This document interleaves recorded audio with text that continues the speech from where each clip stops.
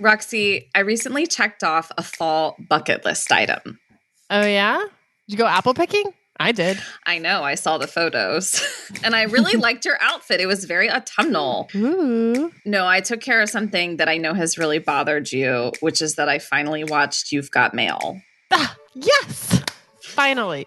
You're a true New Yorker now. It was as charming as you made it out to be. Don't you love New York in the fall? It does make me want to buy school supplies. I'm sending you a bouquet of newly sharpened pencils as we speak. From Religion News Service, this is Saved by the City, a podcast from two single Christian women enjoying peeping leaves. It's okay. You can say peeping. Peeping leaves. All right. From Religion News Service, this is Saved by the City, a podcast from two single Christian women peeping leaves and picking apples in the great state of New York. I'm Roxy Stone. And I'm Katelyn Beatty.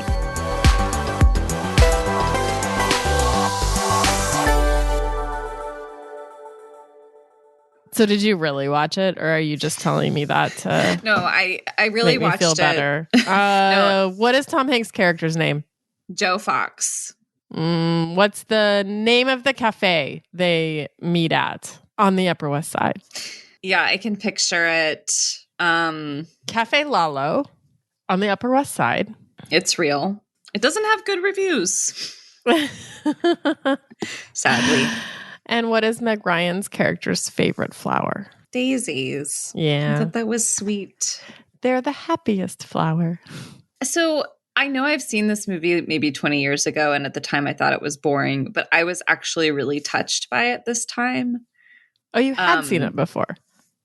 Yeah, I just couldn't remember. Like, okay. I must have been like a teen, like when it first came out, but I couldn't. Yeah. And it was very sweet. And I felt like they don't make movies like this anymore. They don't. Like it had a very like classic romantic movie feel. Almost as good as another New York in the Fall movie, When Harry Met Sally. Oh, the chunky ribbed sweaters. So many good fall autumnal outfits in that movie. When they're walking outside, I'm sure she's wearing like Mary Janes and tights. It was a good fashion era. Yeah, we're like back. Are we just back to late 80s, early 90s autumnal? I don't know. I don't know. I have seen a lot of corduroy this year, which I like, and some striped sweaters, some sort of like sailor type sweaters. Yeah.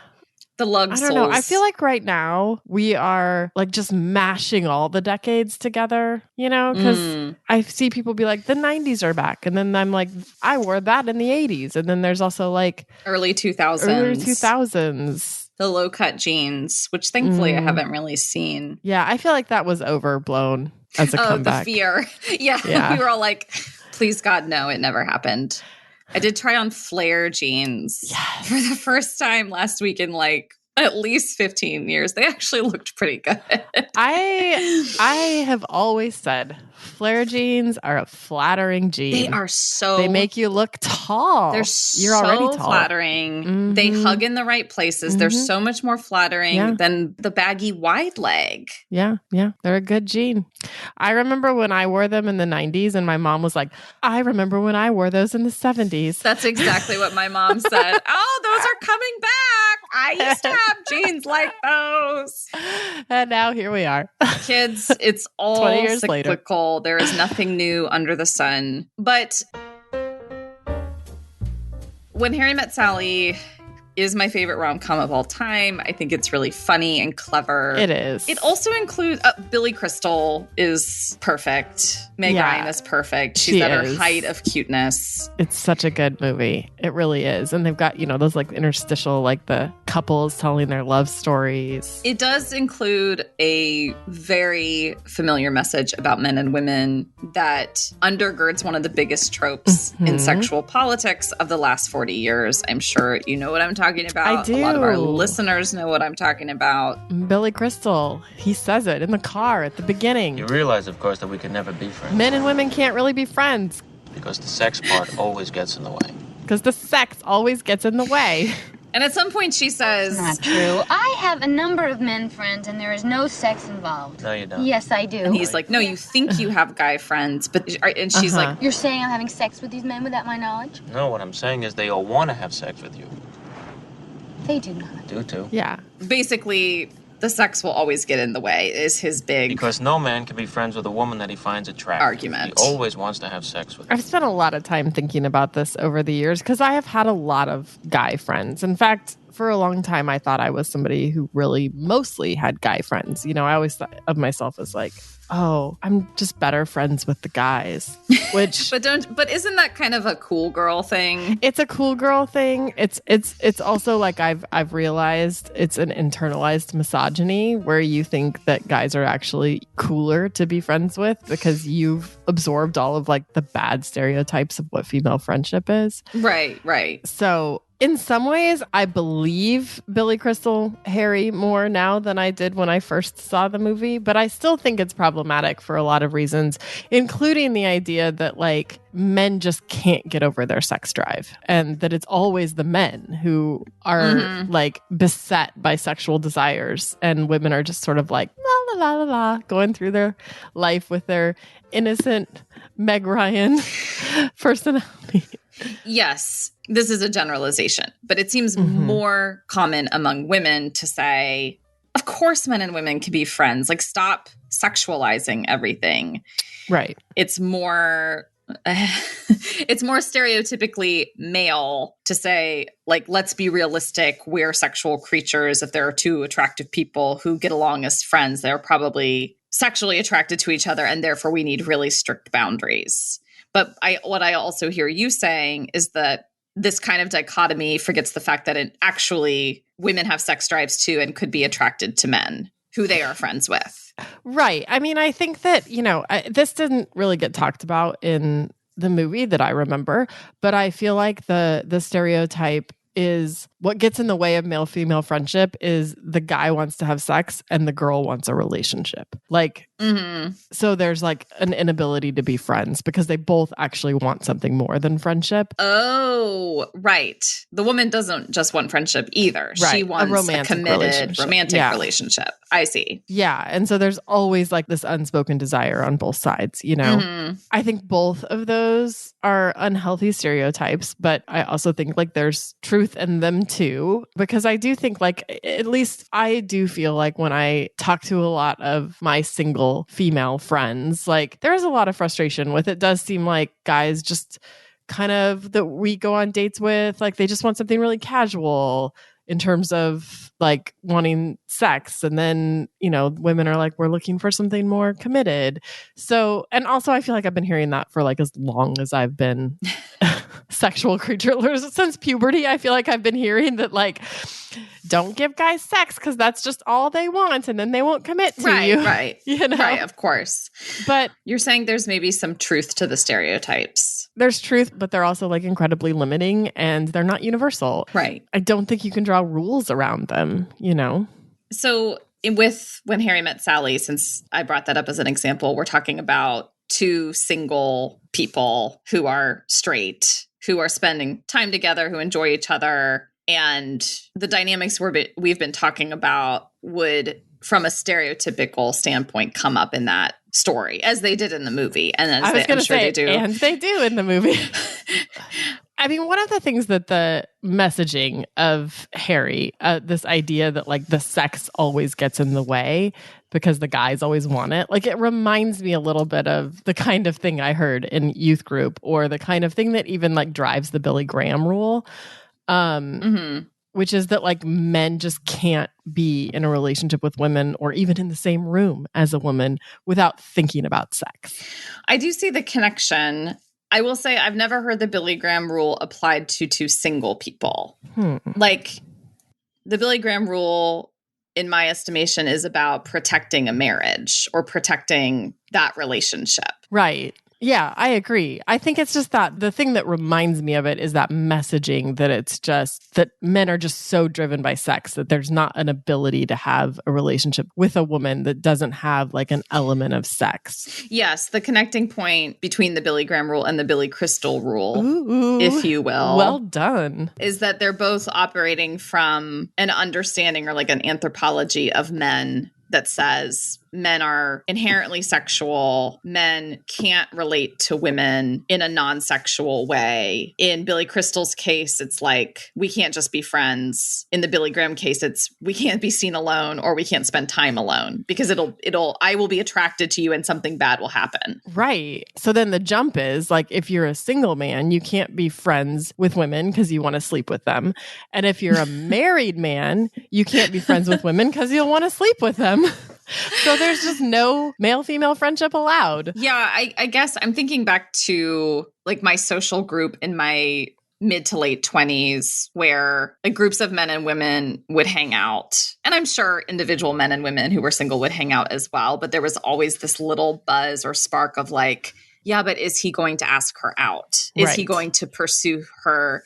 Is this going to turn into a dating relationship? Gosh, we hope it does. And, you know, I'm all for the notion that friendship is actually a good basis for a dating relationship, like getting to know each other. But it didn't seem like, what if they're just friends? I shouldn't even say just, because I think that devalues what friendship is. What if they are friends and it doesn't lead to anything else? Is that okay? Right. I think basically what we're coming up against is that the Christian tradition, or at least in its evangelical permutation, doesn't have an imagination for male-female friendship that isn't fraught. Do you think that's just evangelicalism, or is that because, you know, I mean, Billy Crystal, famously not an evangelical. So I mean, is that evangelical, or is that just like a cultural idea and evangelicalism has put some rules around it? I mean, traditionally, there would have been very few places where men and women would have interacted where they could have formed friendships. Mm-hmm. Like the possibility for men and women to interact in such a way as to build a friendship is relatively new. That's true. I just think Christians bring their own sexual baggage into the mix. Yeah. And I mean, I think when you're single and Christian, you know, there's like, ooh, spark potential, you know, because there is such a value placed on, like, as you said, like matching people up and getting people married. Pairing up, having babies. Yeah. And so, I mean, I do think it becomes a real question for evangelicals, maybe for culture at large, but we'll stick with the church right now. Once people do get married, like, can they have friendships with people of the opposite sex who they're not married to? Mm-hmm. What are the boundaries or rules that should guide that? Yes, this came up recently in a story coming out of the Village Church when Matt Chandler, the lead pastor, was asked to step away from leadership responsibilities for 12 weeks. And he made an announcement at Sunday morning worship that he had even trying to describe it is hard because it's such a weird story and the announcement was so vague.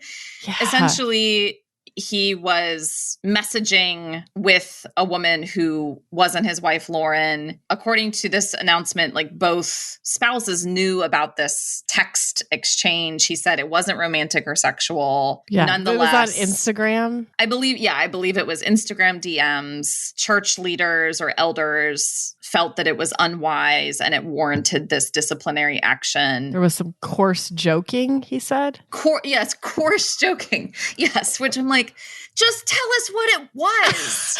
Katelyn wants to know the joke. First of all, it might have been funny. We could all laugh. And second of all, well, this is a situation where the vagueness of the announcement actually hurts the church. Oh, yeah. I mean, I'm just like, you know, my imagination is going. Was it like a lot of eggplant emojis?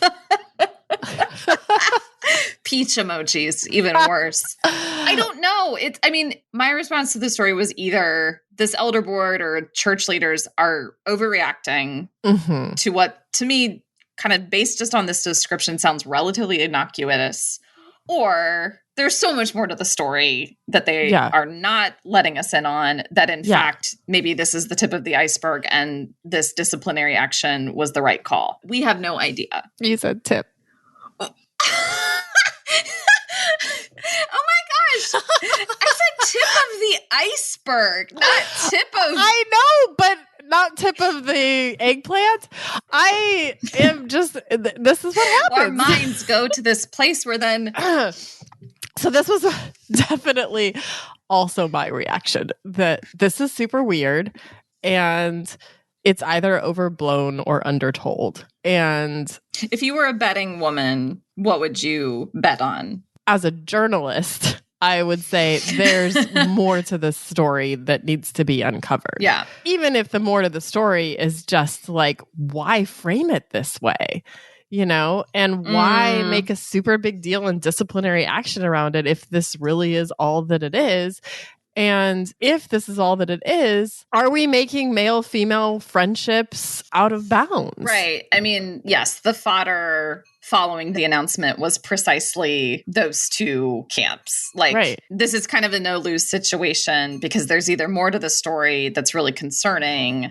I'm not going to say tip again, but there's much more to uncover.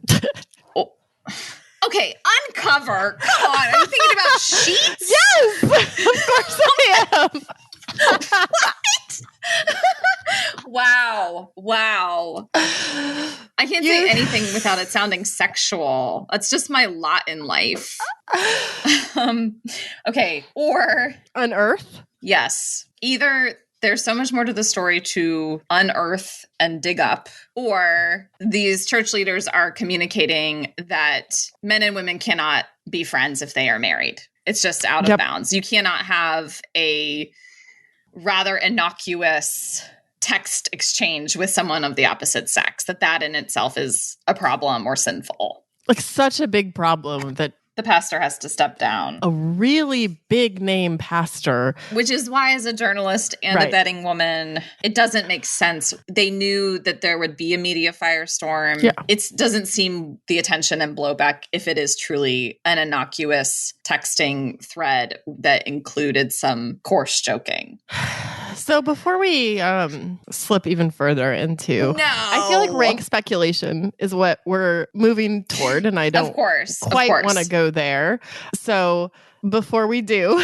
we got to take a break. That's what she said. Religion News Service is an independent, award-winning source of global reporting on religion, spirituality, culture, and ethics. From witches to white nationalism to digital worship, RNS covers it all. And if you like what we're doing at Saved by the City, do let us know. Give us a rating or a review. It goes a long way to helping get the word out about the show. And since it's back to school season, some homework. Pass along this episode to a friend who you think will like it. You can also email us at sbtcpodcast@religionnews.com. We want to hear from you. Okay, as I was saying, yes. Have you ever been friends with a married man? Yeah, I have. I have too. I would say in most of those situations, I was also friends with the wife. But thankfully, in a lot of those situations, I wouldn't necessarily say, oh, I'm primarily friends with the wife and the husband is just around as a plus one, but I wouldn't be friends with him if it weren't for the wife. Like, I can genuinely say, the husband and I have a friendship. We enjoy each other's company. We've spent time one-on-one.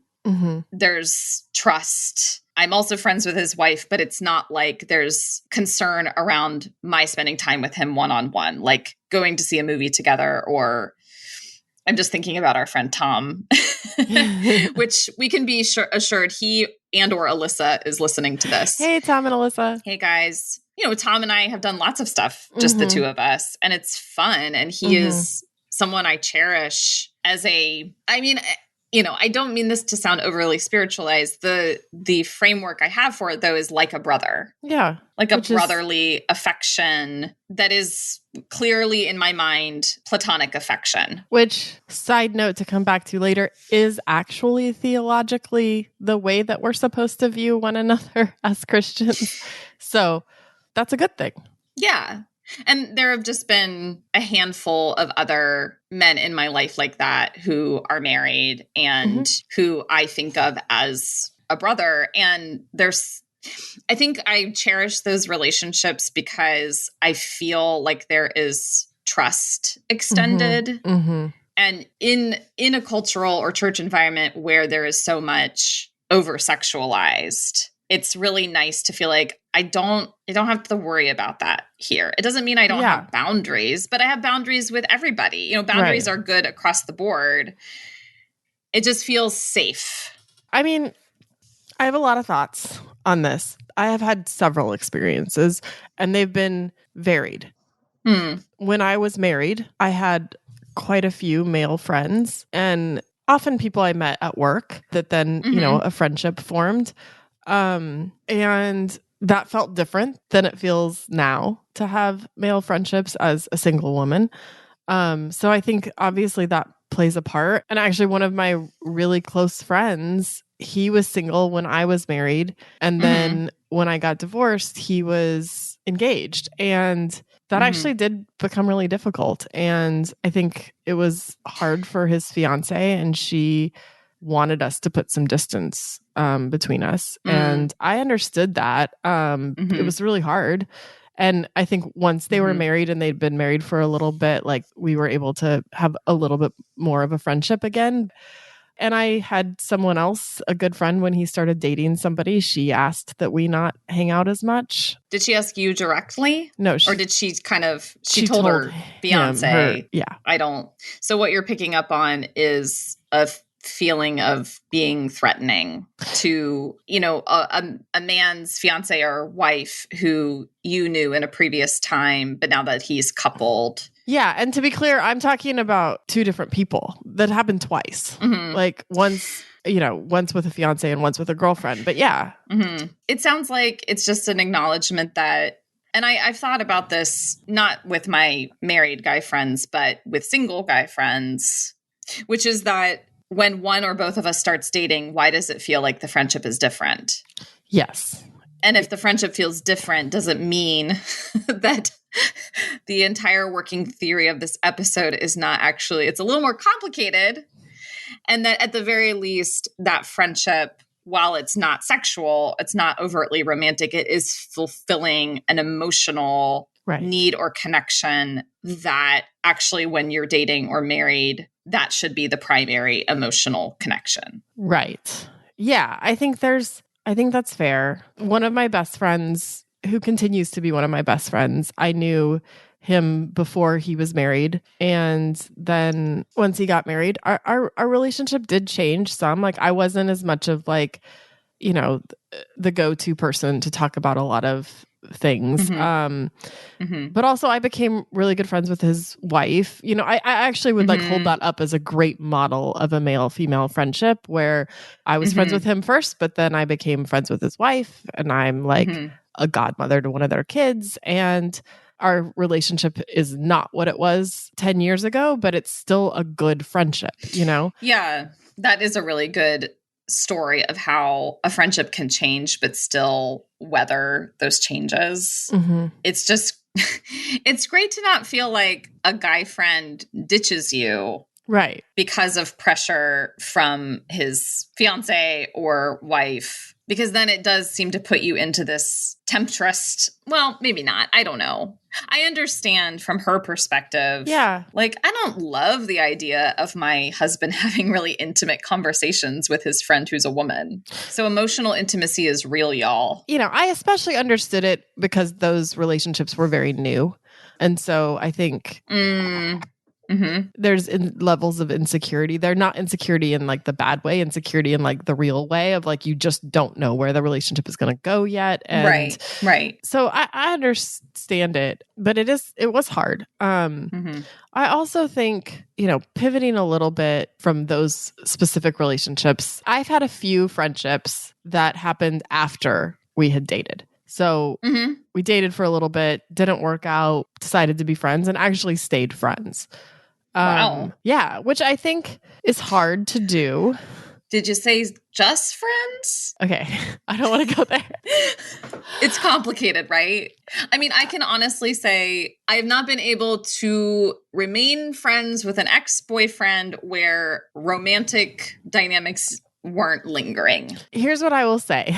I think that the romantic elements have come and gone throughout a long friendship.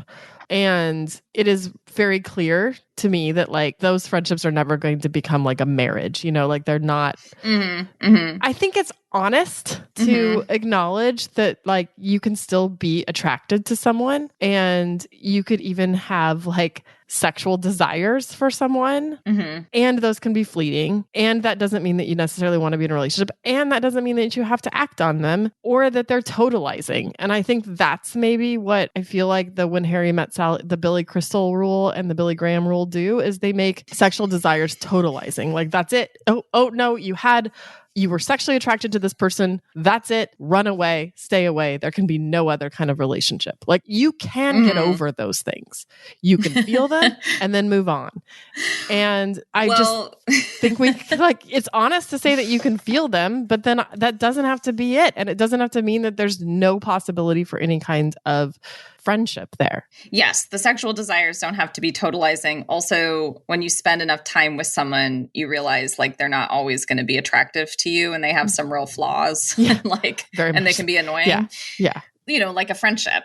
I will say, speaking from experience, I have a guy friend who is single. We had a period of time where romantic possibility was very much on the line. Then it went away. I was devastated, but we stay in touch, you know, not regularly, but we are still friends.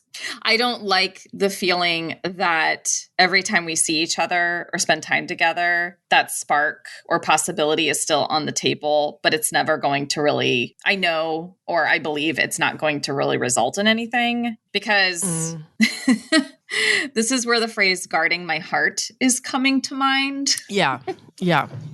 Which is not to say, I think guarding your heart just means having good emotional boundaries and not putting yourself in situations where you're going to feel like crap after you spend time with somebody. Yeah.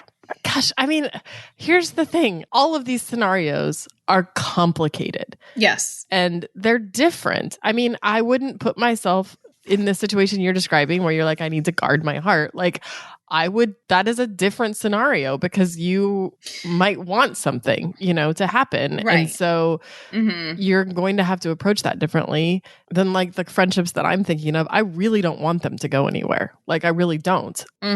And you know that clearly in your mind. Right. Like I'm not just like, oh, but what if, I hope, you know? Yeah. Let me keep hanging on and spending time with him because potentially he could start developing feelings for me and then pursue me. Right.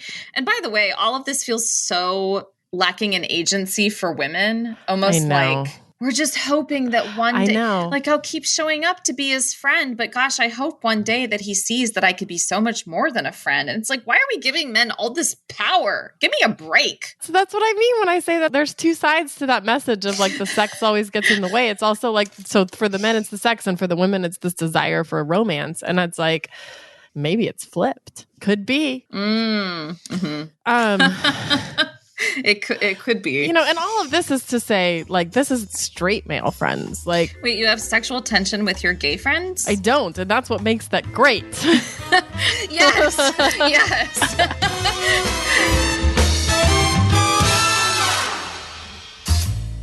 Okay, so we throw this around a lot. This phrase, like, you're my sister in Christ, you're my brother in Christ. And a lot of times it gets used to, like, remember in youth group or in college where somebody would be like, I just love you like a sister, you know, or like, you're my sister in Christ. It's a distancing. It's like a spiritualized friend zoning. Yes. But if we take it really seriously, I really believe it offers this kind of profound view of what it can mean to have relationships that are not sexual with people of the opposite sex. And I think it's almost like revolutionary in that sense. I mean, it is saying that men and women can be friends, like, because it is offering a non-sexualized relationship and inviting it, because it would be weird if you could not hang out with your brother. Like, familial relationships are intimate relationships that are non-sexual. That are encouraged to be intimate. And I think that's where it becomes, like, that's where it's beautiful. It's not saying stay away. It's actually an invitation to get closer and to have intimacy, because that's what you have with a brother with a sibling. Yeah, I think about our time on the This Is Our City project that you and I were on, and we worked with several men on that team and traveled together and had lots of meals together. And Nate Clark, our filmmaker, and I traveled a lot together alone to different locales, or would have meetings or lunches and drinks. And like, it was so fun to have like a fun brother. I mean, it was fun that we got to work together, and we got to work on a creative project together. And I felt like we like got each other in that way. But it was fun to have a space where there was a kind of intimacy without threat. That it was like a brother, and just how rare that seems, but as you were saying, how revolutionary it could be if we started from that posture. Right. Yeah. And that's what I think about a lot, is just that it's not a distancing. It's actually an invitation to deeper intimacy. I think that gets missed a lot. Yeah. We spend a lot of time talking about rules and boundaries because of what could happen if men and women are friends. But we don't spend as much time talking about what we're missing out on if men and women aren't allowed to be friends. Like what is actually at stake in our lives, in the church, in relationships, if we approach those friendships from a posture of fear and distancing. The older I've gotten, the less black and white this feels to me. I mean, yeah, me too. I think I swung from like, yeah, you definitely can't be friends, to like, absolutely, I have tons of guy friends, to a place now where I'm like, it's complicated and it doesn't always work. And sometimes the sex does get in the way. Like, do you want to say that? Oh, sometimes the sexual attraction is at play and complicates things to an unhealthy degree. Yes, exactly. I was just the Billy using Crystal the words rule, right? Of Billy Crystal, but thank you for nuancing it for me.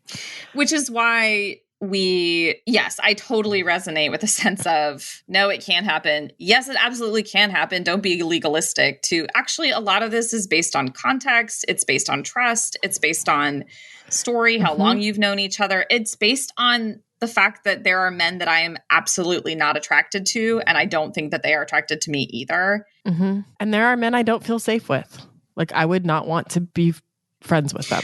Right. If you've had men, like harass or assault you, or cross boundaries that you established, or be misogynistic all the time. I mean, there's like even extremes of abuse. Yeah, don't be friends with those guys. Yeah.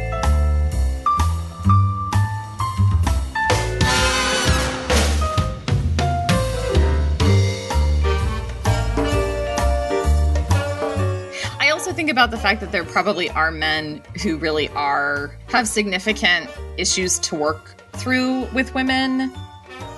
To say that men and women can be friends does not mean that you have to be friends with every single man.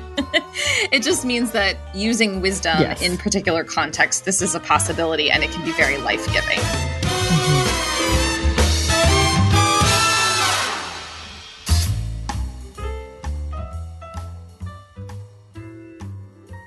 Let's bring this home.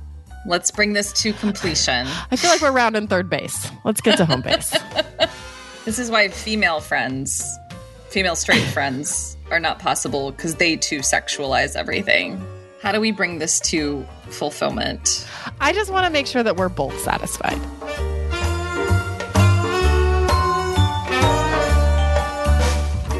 Saved by the City is a religion news service production. The producer is Jay Woodward, and the consulting editor is Paul O'Donnell. We get production assistance from Elizabeth Joy Wyndham. Chaz Rousseau put together our look, and Martin Fowler wrote our theme music. We are Roxy Stone and Caitlin Beatty.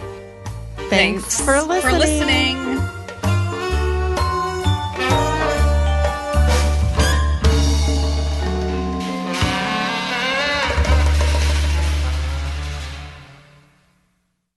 You think we should end with a sex joke? It's funny.